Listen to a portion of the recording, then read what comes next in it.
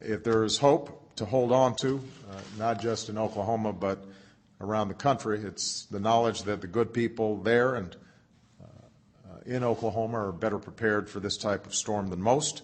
And what they can be certain of is that Americans from every corner of this country will be right there with them, opening our homes, our hearts to those in need, because we're a nation that stands with our fellow citizens.